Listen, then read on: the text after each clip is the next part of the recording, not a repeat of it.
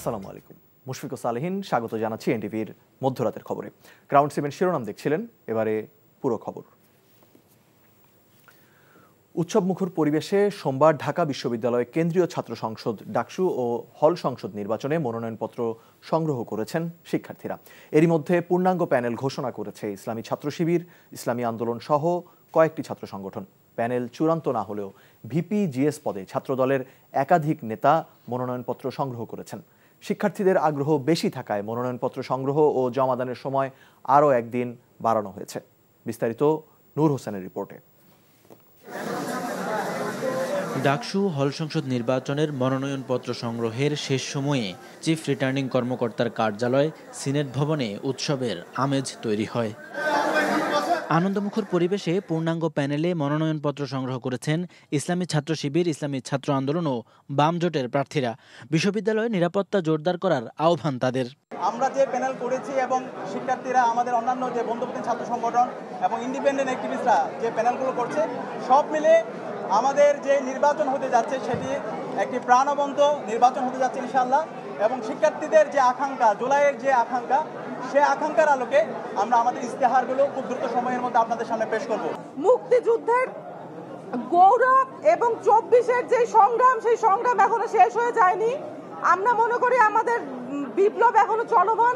সেই বিপ্লবকে আরো বেশি শক্তিশালী করার জন্য আমি সবাইকে অনুরোধ করব আমাদের এই প্যানেলকে জয়যুক্ত করার জন্য। প্যানেল চূড়ান্ত না হলেও নির্বাচনে অংশ নিচ্ছে ছাত্রদল ও গণতান্ত্রিক ছাত্র সংসদ। ডাকসুর বিভিন্ন পদে সংগঠনগুলোর একাধিক নেতা মনোনয়নপত্র সংগ্রহ করেছেন। ডাকসু কোনো শুধুমাত্র ঢাকা বিশ্ববিদ্যালয়ের ম্যাটার নয়, ডাকসু নির্বাচন গোটা বাংলাদেশের ম্যাটার। সুতরাং এই ক্রুশাল মুভমেন্টকে লিড করার জন্য আমরা এগিয়ে এসেছি, ফর্ম তুলেছি। আমার সংগঠন আমাকে যে জায়গায় দিবে, আমি সেই জায়গায় সংগঠনকে লিড করব। আমরা আশা করছি একটি শান্তিপূর্ণ পরিবেশে এবং সবার অংশগ্রহণে একটি সুন্দর গণতান্ত্রিক ডাকসু নির্বাচন আমরা পাব। তারই প্রেক্ষিতে আমাদের সংগঠনের পক্ষ থেকে আমরা এই নির্বাচনে অংশগ্রহণ করছি। নির্বাচনে স্বতন্ত্রভাবে প্রার্থী হচ্ছেন শতাধিক শিক্ষার্থী। ভিপি পদে স্বতন্ত্র প্রার্থী হয়েছেন বৈষম্য বিরোধী ছাত্র আন্দোলনের সাবেক মুখপাত্র উমামা ফাতেমা। বেশ কিছু প্রার্থীর আচরণবিধি লঙ্ঘনের অভিযোগ করেন তিনি। শুধুমাত্র নামের কারণে না বা পরিচিতির কারণে না, যাদের কাজ আছে, যোগ্যতা আছে এবং অভিজ্ঞতা আছে, ডিল করার মতো ক্যাপাসিটি আছে, সেরকম শিক্ষার্থীদেরকে দিয়ে আমরা আমাদের সম্পাদক প্যানেল এবং সদস্য প্যানেল এইটি সাজিয়েছি। এবারে ডাকসু নির্বাচনের 28 পদে 5 শতাধিক শিক্ষার্থী প্রতিদ্বন্দ্বিতা করছেন। সবার জন্যই সমান সুযোগ নিশ্চিতের আশ্বাস চিফ রিটার্নিং কর্মকর্তার।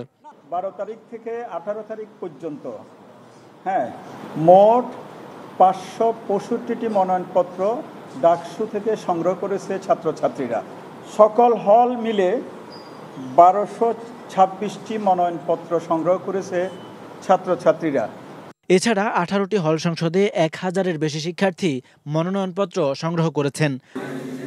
নূর হোসেন, এনটিভি নিউজ, ঢাকা। ছাত্রদলের জনপ্রিয়তায় ঈর্ষান্বিত হয়ে একদল শিক্ষার্থী ডাকসু নির্বাচন বানচালের চেষ্টা করছে বলে অভিযোগ করেছেন ঢাকা বিশ্ববিদ্যালয় শাখা ছাত্রদলের সাধারণ সম্পাদক নাহিদুজ্জামান শিপন। সোমবার বিকেলে মধুর ক্যান্টিনে জরুরি সংবাদ সম্মেলনে তিনি এই অভিযোগ করেন। ছাত্রদলের নারী নেত্রীরা শেখ ফজিলাতুন্নেসা মুজিব হলে মনোনয়ন ফর্ম সংগ্রহ করতে গেলে তাদের শারীরিক ও মানসিকভাবে হেনস্থা করা হয়েছে বলেও অভিযোগ করে ছাত্রদল। জড়িত শিক্ষার্থীদের বিরুদ্ধে দ্রুত ব্যবস্থা গ্রহণ করতে চিফ রিটার্নিং কর্মকর্তার কাছে অভিযোগপত্রও জমা দিয়েছে বিশ্ববিদ্যালয় শাখা ছাত্রদল। এদিকে ঘটনা তদন্তে 4 সদস্যের কমিটি গঠন করেছে ডাকসুর নির্বাচন কমিশন। ডাকসুর মতো এমন একটি সুন্দর গণতান্ত্রিক চর্চার আয়োজনকে বিভিন্নভাবে বাধাগ্রস্ত করার চেষ্টা করা হচ্ছে। এর একমাত্র উদ্দেশ্য বাংলাদেশ জাতীয়তাবাদী ছাত্রদলের যে জনপ্রিয়তা এবং এই নির্বাচনে ছাত্রদলের প্যানেলের যে বিজয়ের সম্ভাবনা, ইতিমধ্যে যে আলোচনা তৈরি হয়েছে, সেটিকে বাধাগ্রস্ত করার একটি অপচেষ্টা হিসেবেই আমরা এটিকে দেখছি।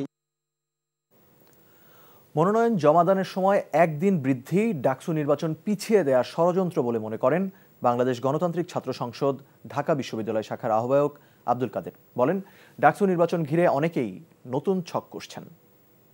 আমরা লক্ষ্য করেছি মনোনয়নপত্র সংগ্রহের জন্য যথেষ্ট সময় দেওয়া হলেও আজকে শেষ মুহূর্তে মনোনয়নপত্র সংগ্রহের জন্য একদিন অতিরিক্ত সময় বৃদ্ধি করা হয়েছে, যেটি ফজিলতুন্নেসা মুজিব হলের হওয়া নিয়ম ভঙ্গকে আরও উৎসাহিত করা হয় এবং বৈধতা উৎপাদন করা হয়, যা ডাকসু নির্দিষ্ট সময় না অনুষ্ঠিত হওয়ার আশঙ্কা তৈরি করেছে। প্রধান উপদেষ্টা অধ্যাপক ডক্টর মোহাম্মদ ইউনুস জানিয়েছেন, সমুদ্র উপকূলীয় অঞ্চলের সম্পদ ও পরিবেশের টেকসই উন্নয়ন নিশ্চিত করতে বন্ধু দেশগুলোর সঙ্গে আলোচনা শুরু করেছে সরকার এবং তারা ইতিবাচক সাড়া দিচ্ছে। সোমবার রাজধানীর চীন মৈত্রী সম্মেলন কেন্দ্রে আলোচনায় তিনি একথা জানান। একই সঙ্গে প্রধান উপদেষ্টা বলেছেন, অপরিকল্পিত অবকাঠামো, নাব্যতা হ্রাস, জলবায়ু পরিবর্তনের ফলে মৎস্য উৎপাদনে বিরূপ প্রভাব পড়ছে। এসব ক্ষতিকর প্রভাব মোকাবেলায় সমন্বিত টেকসই কৌশল উদ্ভাবন করতে হবে বলেও জানান তিনি। আরও জানাচ্ছেন মুকসিমুল হাসান। বাংলাদেশের মানুষের দৈনন্দিন আমিষের ৬০% আসে মাছ থেকে। বর্তমানে মানুষের গড় মৎস্য গ্রহণের পরিমাণ ৬৭ গ্রাম। ১২ লক্ষ নারী সহ মোট ২ কোটি মানুষ প্রত্যক্ষ এবং পরোক্ষভাবে এই খাতের উপর নির্ভরশীল। দেশজ জিডিপিতে ২.৫৩% এবং কৃষিজ জিডিপিতে ২২.26% মৎস্য খাতের অবদান। এমন বাস্তবতায় অভয় আশ্রম গড়ে তুলি দেশি মাছে দেশ ভরি প্রতিপাদ্যে শুরু হয়েছে জাতীয় মৎস্য সপ্তাহ ২০২৫। মৎস্য সপ্তাহের উদ্বোধনী অনুষ্ঠানে বিভিন্ন ক্যাটাগরিতে মোট ১৬ ব্যক্তি এবং প্রতিষ্ঠানকে পদক প্রদান করেন প্রধান উপদেষ্টা অধ্যাপক ডক্টর মোহাম্মদ ইউনুস। মাছকে প্রকৃতির উপহার হিসেবে আখ্যা দিয়ে এ সময় প্রধান উপদেষ্টা বলেন, পরিবেশ নষ্ট করে পানি দূষণ সহ নানা কারণে অপার সম্ভাবনাময় এই খাত হুমকির সম্মুখীন। অপরিকল্পিত অবকাঠামো নির্মাণ, নদ নদী সহ সকল জলাশয়ের নাব্যতা হ্রাস, সর্বোপরি জলবায়ু পরিবর্তনের ফলে মৎস্য উৎপাদনে বিরূপ প্রভাব পড়ছে। এ সকল ক্ষতিকর প্রভাব মোকাবেলার সমন্বিত টেকসই উত্তরণের কৌশল উদ্ভাবন করতে হবে। একই সঙ্গে অধ্যাপক ইউনুস জানান, মাছ সহ সমুদ্র সম্পদকে কাজে লাগাতে পৃথিবীর অন্যান্য দেশগুলোর সঙ্গে আলোচনা চলছে। সমুদ্র উপকূলীয় অঞ্চলের সম্পদ ও পরিবেশের টেকসই ব্যবহার নিশ্চিত করতে আমরা আমাদের বন্ধু দেশগুলোর সঙ্গে আলোচনা করছি এবং তারা সাড়া দিচ্ছেন, যাতে করে আমরা এই সম্পদের স্বীকৃতি দিই এবং মানুষের কল্যাণে সেই সম্পদ ব্যবহার করার সুযোগ দিই। মৎস্য উৎপাদনের বিরূপ প্রভাব মোকাবিলায় প্রয়োজনীয় ব্যবস্থা নেওয়া সহ সম্ভাবনা খাতটিকে আরও বিকশিত করতে গবেষণার উপর জোর দেন প্রধান উপদেষ্টা। তবে এই খাতের ব্যাপক সম্ভাবনাকে কাজে লাগিয়ে মুকসিমুল হাসান, এনটিভি নিউজ, ঢাকা। জাতীয় নির্বাচনের রোডম্যাপের খসড়া করে কমিশনে উপস্থাপন করা হয়েছে। অনুমোদন হলে এ সপ্তাহের মধ্যেই জানানো যাবে বলে জানিয়েছেন নির্বাচন কমিশনের সিনিয়র সচিব আক্তার আহমেদ। সোমবার দুপুরে নির্বাচন কমিশনে সাংবাদিকদের এক প্রশ্নের জবাবে তিনি একথা জানান। সচিব বলেন, সীমানা পুনর্নির্ধারণে ৮২টি আসনের আপিল নিয়ে শুনানি ২৪ থেকে ২৭ আগস্ট পর্যন্ত হবে।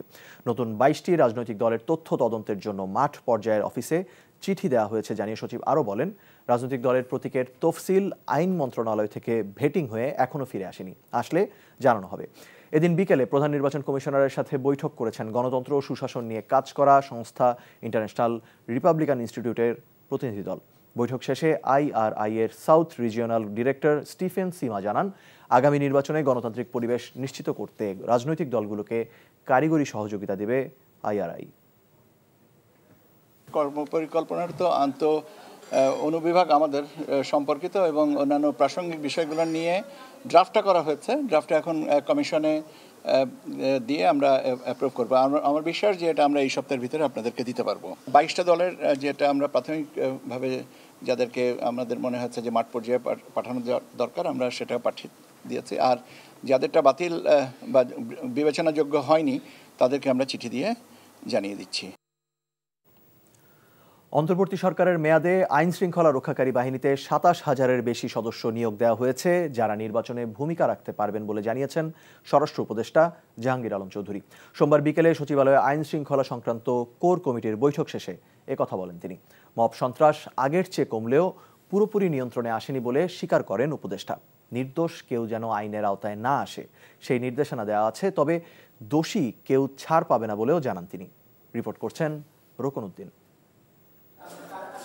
আসন্ন জাতীয় নির্বাচন সুষ্ঠুভাবে সম্পন্ন করতে আইন শৃঙ্খলা রক্ষাকারী বাহিনীর সদস্যদের বিশেষ প্রশিক্ষণ শুরু হয়েছে আগস্ট থেকে।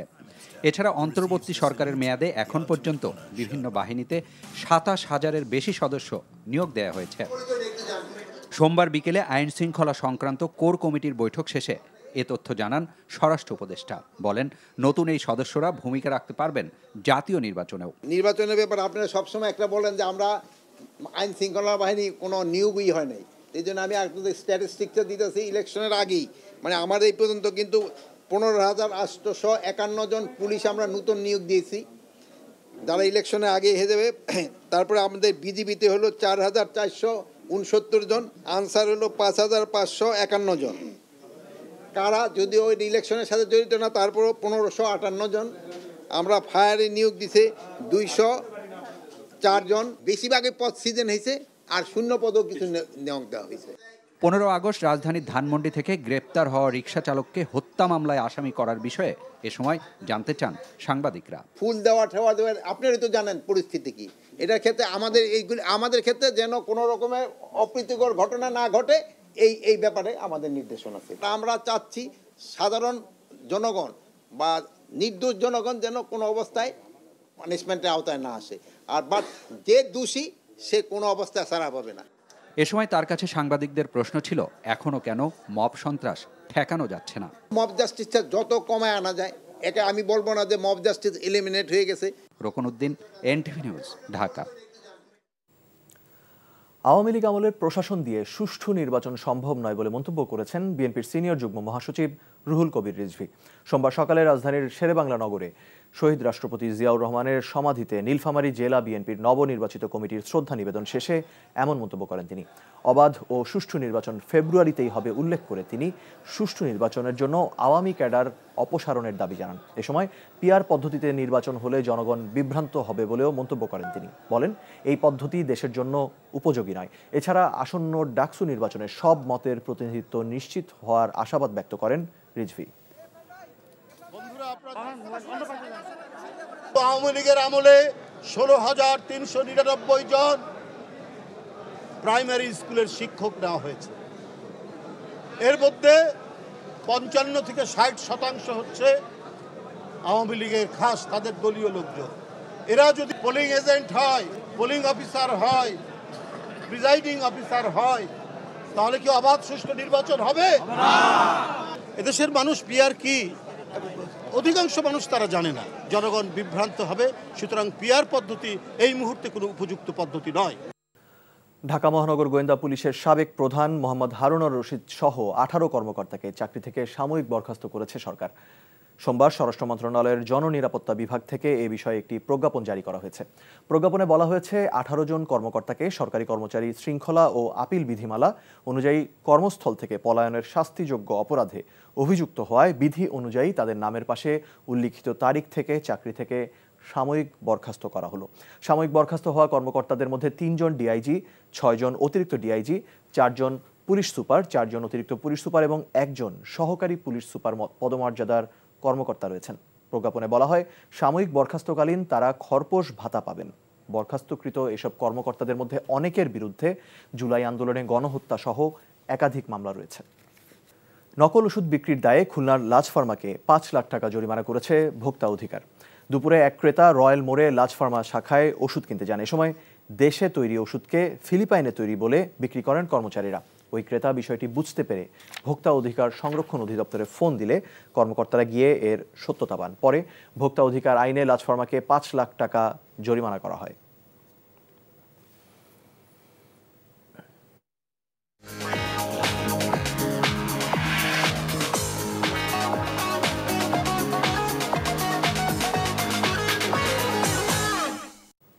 মার্কেন্টাইল ব্যাংক অর্থনীতির খবর। বিমান বাংলাদেশ এয়ারলাইন্সের ইতিহাসে সর্বোচ্চ 937 কোটি টাকা মুনাফা অর্জিত হয়েছে 2024-25 অর্থ বছরে। বিমানের প্রতিষ্ঠার 55 বছরের ইতিহাসে যা রেকর্ড।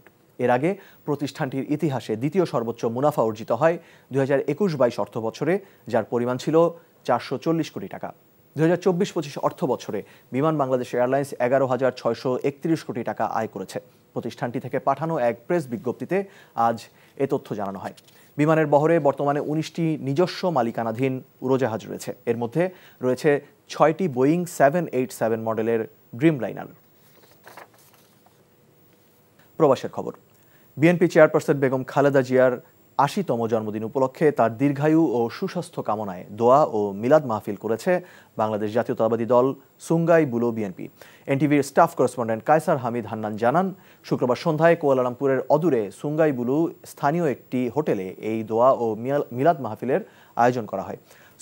সুঙ্গাই বুলু বিএনপির নবনির্বাচিত কমিটির সভাপতি মোহাম্মদ দেলোয়ার হোসেনের সভাপতিত্বে মোহাম্মদ ইয়াসিন মীর ও মোহাম্মদ শরীফ হোসেনের যৌথ সঞ্চালনায় অনুষ্ঠানে প্রধান অতিথি হিসেবে উপস্থিত ছিলেন মালয়েশিয়া বিএনপির প্রতিষ্ঠাতা সাধারণ সম্পাদক ও বর্তমান কমিটির সহ সভাপতি তালহা মাহমুদ। প্রধান বক্তা হিসেবে উপস্থিত ছিলেন মালয়েশিয়া বিএনপির সহ সাধারণ সম্পাদক কাজী সালাউদ্দিন। বিশেষ অতিথি ছিলেন মালয়েশিয়া বিএনপির প্রচার সম্পাদক এস.এম. বশির আলম সহ প্রমুখ। দোয়া মাহফিলে আরও উপস্থিত ছিলেন মোহাম্মদ রাকিব খান, মোহাম্মদ জুয়েল শেখ, মোহাম্মদ দেলোয়ার ভুইয়া, মোহাম্মদ সাইদ কাউসার, মোহাম্মদ মিজান, মোহাম্মদ জামাল উদ্দিন, মোহাম্মদ খাইরুল হাসান, মোহাম্মদ নাসির হোসাইন, মাহবুব মোল্লা, কাশেম সহ অনেকে।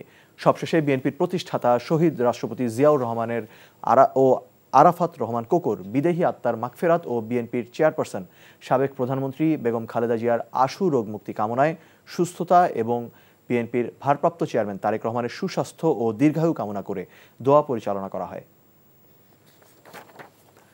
সৌদি আরবে মক্কায় এলডিপির প্রতিষ্ঠাতা সভাপতি কর্নেল ডক্টর অলি আহমেদ বীর বিক্রমের সহধর্মিনীর সুস্থতা কামনায় দোয়া মাহফিল করেছে এলডিপি মক্কা শাখা।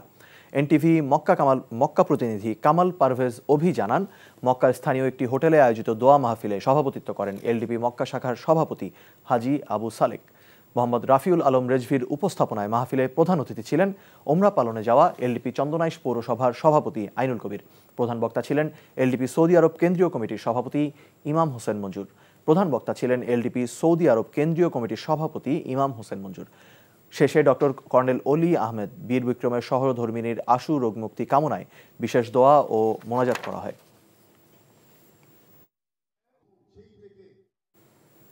মালয়েশিয়া বিএনপির সভাপতি বাদলুর রহমান খানের মাতৃবিয়োগ ও আরাফাত রহমান কোকর জন্মবার্ষিকী উপলক্ষে মাদ্রাসায় কোরআন খতম, নগদ অর্থ বিতরণ, খাবার বিতরণ ও দোয়া মাহফিল বিশেষ মোনাজাত করেছে মালয়েশিয়া বিএনপি ও তার অঙ্গ সংগঠন। এনটিভির স্টাফ করেসপন্ডেন্ট কায়সার হামিদ হান্নান জানান, শুক্রবার কুয়ালালামপুরের তাহফিজ নুরুল হিদায়া মাদ্রাসা ও বুকিত বিনতাংয়ে দিনব্যাপী এই কার্যক্রম করা হয়েছে। মালয়েশিয়া বিএনপির সহসভাপতি তালহা মাহমুদের সভাপতিত্বে সঞ্চালনা করেন প্রচার সম্পাদক এস.এম. বশির আলম। অনুষ্ঠানে উপস্থিত ছিলেন শাখাওয়াত হোসেন, আব্দুল জলিল লিটন, ডক্টর এস.এম. রহমান তনু, এম.জি. আলম, কাজী সালাউদ্দিন, মোহাম্মদ আমিনুল ইসলাম রতন, মোহাম্মদ জাকারিয়া, আলী শরীফ সহ বিএনপির ও অঙ্গ সংগঠনের নেতাকর্মীরা। দোয়া মাহফিলে কোরআন তেলাওয়াত ও বিশেষ মোনাজাত পরিচালনা করেন মাওলানা আবু তাহের। সৌদি আরবের মক্কায় দিয়াফা জামাল কোম্পানির বার্ষিক বনভোজন ও প্রীতি ফুটবল ম্যাচ অনুষ্ঠিত হয়েছে। এনটিভি মক্কা প্রতিনিধি কামাল পারভেজ অভি জানান, মক্কার হোসানিয়ায় আয়োজিত বনভোজন ও প্রীতি ফুটবল ম্যাচে কোম্পানির স্বত্বাধিকারী গিয়াসউদ্দিন চৌধুরীর সভাপতিত্বে ও নজরুল কবির রুবেলের পরিচালনায় প্রধান অতিথি ছিলেন জেদ্দার ব্যবসায়ী আব্দুল মান্নান। প্রধান বক্তা ছিলেন ব্যবসায়ী মীর মনিরুজ্জামান তপন। এ সময় দিয়াফা জামাল কোম্পানির চেয়ারম্যান রিয়াজ উদ্দিন, ব্যবসায়ী ইয়াহিয়া তফাদার, টিপু সুলতান, আমিনুল ইসলাম, আসাবউদ্দিন, সোলেমান ভুট্টো, শাহজাহান, সোহেল রানা, ইকবাল, হিমু, তৌহিদ, নুরুল আমিন, শফিক ও সৈয়দ নূর সহ বিভিন্ন কমিউনিটির নেতৃবৃন্দ উপস্থিত ছিলেন।